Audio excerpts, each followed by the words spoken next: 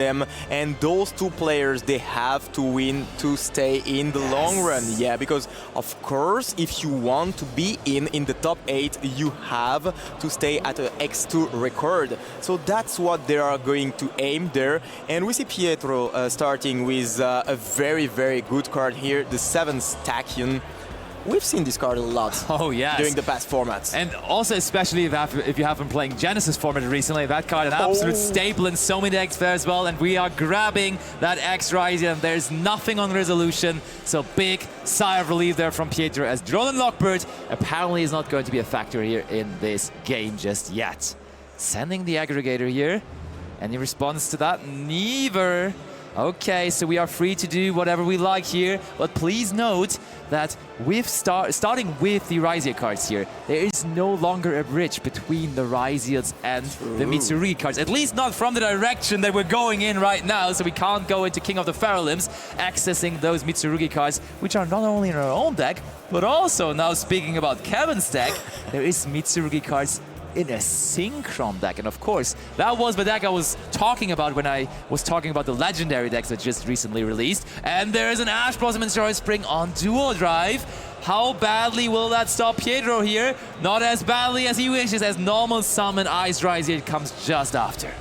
Yeah, there must be something in the Italian air right now, because we have seen an absolute host of creative deck building this weekend already, and it's only around at number 8. So being able to see another hybrid for the Mitsurugi strategies, both of these you probably wouldn't instantly go for. We know that Ryzeal have already been quite a predecessor of one of these ones, but also seeing Synchron as well, it's going to be very, very amazing to see the different strategies of how accessing Synchros is going to be in comparison to accessing XZs alongside the Mitsurugis. Well, detonate. Oh, activates the Habaki! For a moment there was hope that the turn could be over with just that detonator, but Pietro reveals that there also is that crazy good card, that Habakiri. Summoning Saji, tributing Saji, searching for prayers. This is what this deck wants to do. Mitsurugi Ryzeal, for a reason, was one of the most popular decks at the European Championship and overall for a while, and it's still a pretty big contender. Yeah, absolutely. And who needs Feral Imp when you can just get a Bakuri in your starting hand? Yes. I mean, yeah, of course, this Mitsurugi Ryzeal deck, one of the best decks of the previous format, and still very good indeed. And the fact that Mitsurugi is able to get into so many decks, we know that we've talked about the main deck, which is the Yomi Mitsurugi, but still, Mitsurugi Ryzeal is very strong going first. We are going to see that in a second, because of course there is this detonator, which is of course a very, very good card, being able to destroy multiple cards on the opponent's field. And yeah, it was such a threat during the last tournament, and still is there. But I'm very, very curious to see what are the combos of the Mitsurugi Synchron deck. Oh yeah.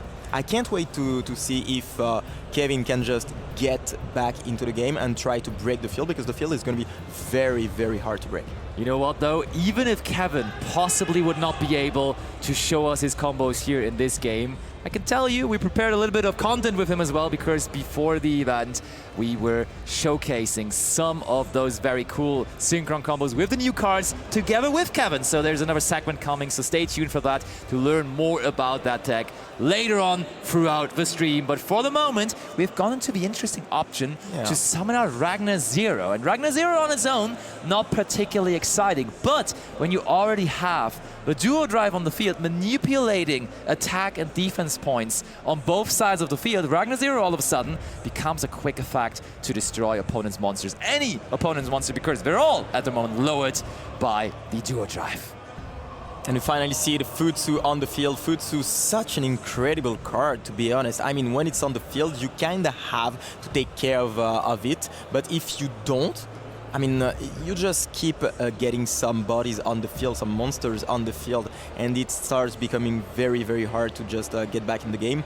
For now, we see Pietro just keep doing his combos. Oh man, he is going in, summons back the Habakiri.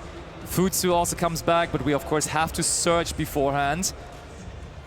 What are we going to get? Is that going to be another Prayers? Sure enough it is. I don't think we're playing the Trap card in the main deck, so that would be the only card really we can grab there. But it is a good one to grab too in combination, of course, with the Murakumo already on the field. Usually you now would also have the chance to go into rank 8 with this deck as well, possibly going into a Hope Harbinger. But of course, as we started with X Ryzeal, that is no longer an option here anymore. So Pietro sats 1, sats 2, and calls it a day. Turn 1 over, and what a turn that was here from his side. Impressive indeed. Actually, this deck is so strong going first. There is no the Mitsurugi Great Purification, of course, because we don't want to add a card that is not very useful going second, but still, the deck is very, very powerful, and the fact that we have access to this Detonator as well as the Futsu into 1. Let's see how that one turns out. Let's learn some more about the new Synchron cards all together here. Kevin goes off. Okay, that is more so part, of course, of the Mitsurugi part of the deck. Oh, is Pietro responding? He is, right? That is a card you... you can actually use Ghost Bell on that. Okay, that's an opener. No Ghost Bell for you, and now that the Ghost Bell was used, of course, no further Ghost Bell on the call by the Grape anymore, so we will resolve it. Absolutely, a great way to start and to get access to, of course, this Habakiri. So not the synchro part yet, but still a great way to try to interact with the opponent and having a way to force interaction. You know, when you see the preparation of rights, you are kind of forced to activate something because you don't want it to resolve, and then your synchro part is literally free. You can do whatever you want and surprise your opponent. So that's what's really cool about the fact that you can just put Mitsurugi. Oh, come on, come on. Plus talents, is as easy as that. We want to have a peek into the hand, Pietro. Are you going to show it? What? No, he said no. For sure, as both of them have them in their deck. But which summoning mechanic besides that will be the more successful one here in that particular duel? Pietro, did we again draw the combination of both these engines, or will we have to rely on only one of them? First card is Sword Ryzeal, which is a dangerous normal summon to conduct, because usually you want to special summon that one out, but when it goes uninterrupted, it still gives you a pretty formidable Ryzeal combo.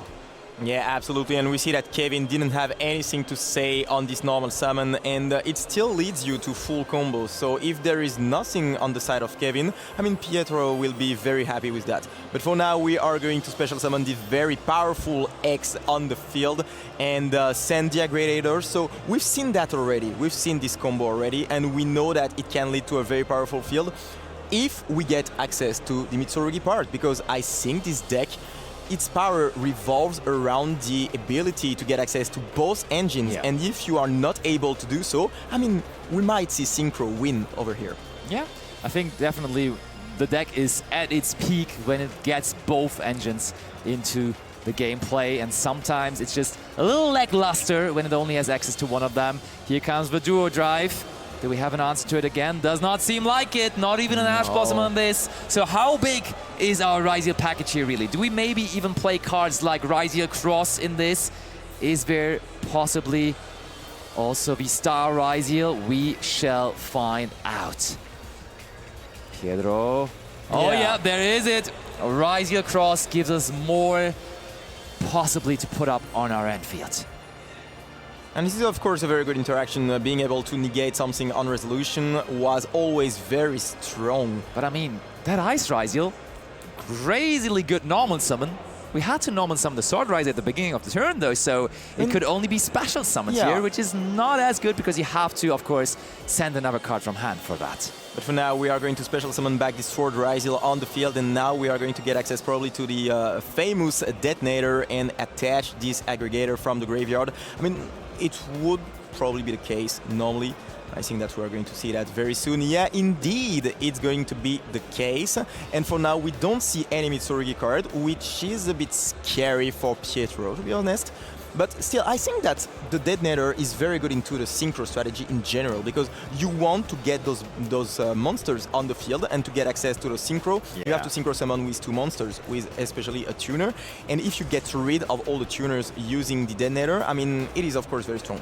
On the other hand, you have some other ways to synchro summon from the hand, for example. That's true. So we might see that. One thing though, the Ryzeal Cross if we do not have a Mitsurugi card in our hand just yet, this could be our draw into it. Is that the Habakiri off the top? Imagine.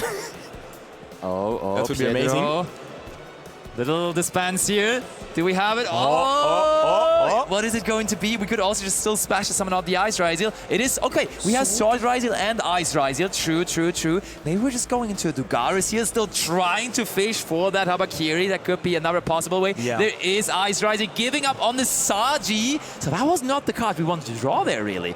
Because with Saji now in our graveyard, that means drawing Habakiri all of a sudden is pretty bad, honestly.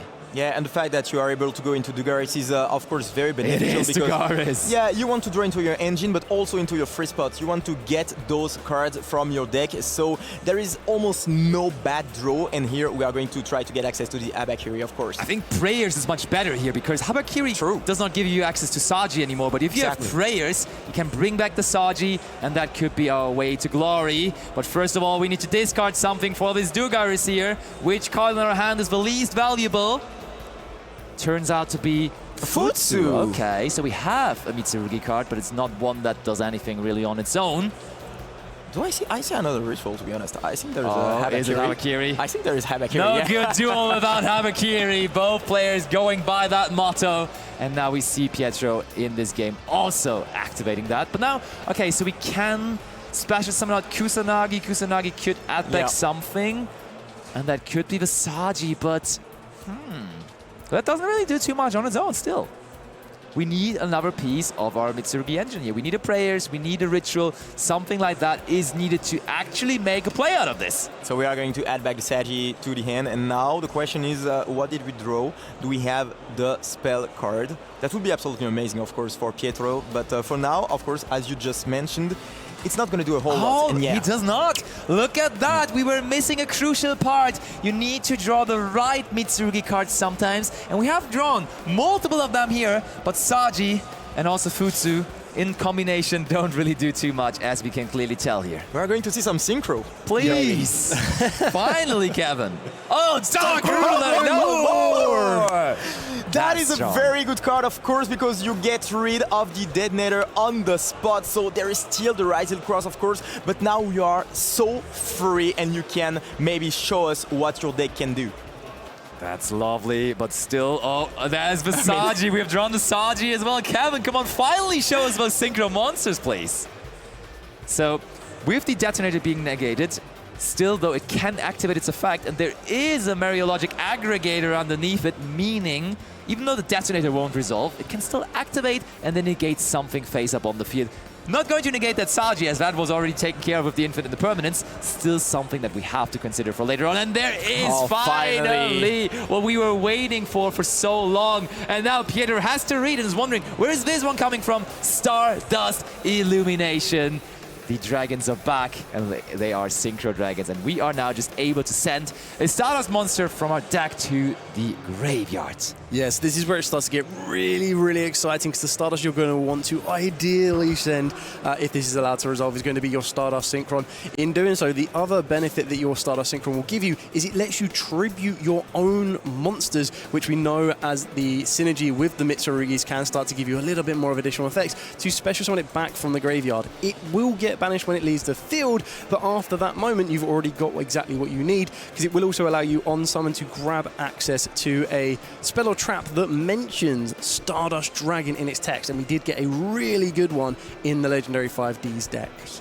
Absolutely correct, and it's always a good sign when your opponent has to read your cards, because that means you are in an advantage of knowledge. You know currently more than your opponent, and that will always result in you being able to just make better decisions in those particular spots, as your opponent kinda is in the dark. And we are tributing that Saji now for the Stardust Synchron, as you just explained, Dale. I mean, yeah, for the moment, I think that Kevin is in a pretty good situation, of course, because he got rid of most of the interruptions on Pietro's side. And it's going to be very interesting to see if he's able to just put such a strong field that Pietro can do anything. So, of course, the Dark Ruler no more is there. But so this is clever. End the game. Oh, no, wait. Oh. Pietro is going to negate that on resolution, and there's nothing else that Kevin can do. Wow.